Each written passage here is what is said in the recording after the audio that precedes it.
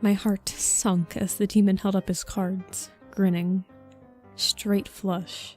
Clubs. I blinked in the hazy light of O'Doul's, their 90s alternative playlist receding to the very back of my awareness.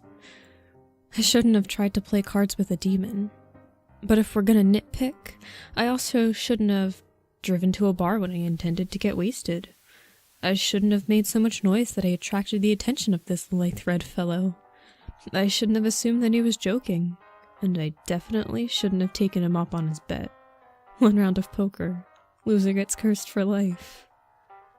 Please don't do this, I begged the demon.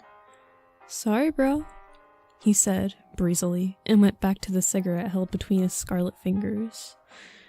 The stupidity of what I'd done began to sink through the buzz in my ears. Wait, did I really just agree to a game of cards with a demon? As in, a supernatural being that could, for all I know, bewitch the cards so he wins? How much goddamn Jaeger did I drink tonight? I'm begging you, I said, feeling numb, knowing as soon as the words left my mouth that I was already fucked. Don't curse me, man. A mocking laugh erupted from the demon's mouth. The laugh surrounded me, constricting me until I couldn't breathe. Then it was gone. The demon flicked the cigarette butt into a puddle of spilled beer underneath a bar stool. I stood, dumbstruck, as he stood and walked to the door, one hand waving goodbye with careless lethargy. Karen and I got into a fight that very night, practically the moment I got home. I barged into the apartment so forcefully I made a hole in the drywall. While I was cleaning up, I stepped on our cat's tail, and she clawed right through the leg of my pants in retaliation. The next day, I awoke to Karen frantically shaking me. I'd forgotten to set my alarm. I had to apologize profusely to my boss and our regional manager for missing the meeting, and I spent the rest of my day with a cloud hanging over my head. There was unexpected traffic, so it took me an hour to get home instead of 20 minutes. Again, one of the first things I did when I got there was step on Squeak's tail. My bad luck continued, and things with Karen soured. She even seemed happy when she was assigned the graveyard shift, meaning we wouldn't see much of each other. The bitch?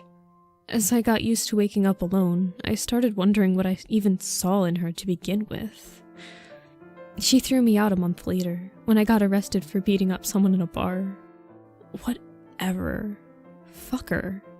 I started living out of my car while I looked for a new place, and did my best to ignore my coworkers' stares and whispers as I started showing up late and unkempt more often. I ran into my demon friend again, as I was getting thrown out of O'Doul's for the second time that week. I'd flown a big presentation that day, and was pretty sure management was preparing to send my ass packing. Time to get drunk. He waited, leaning up against a dumpster, his arms crossed. He watched me while I grunted and tried to brush myself off. My wrist throbbed from where the bouncer had grabbed me during my untimely exit. I crawled to the demon's feet, blubbering. Can you please lift the curse? Please? My life's in the fucking shitter, man. I learned my lesson, I swear.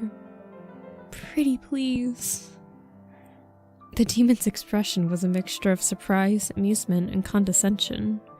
Peals of laughter bubbled out of his throat, and it took him a few minutes before he could even compose himself enough to respond.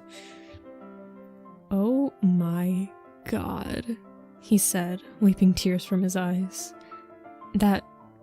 Wow, thank you. That's the funniest thing that's happened to me in centuries.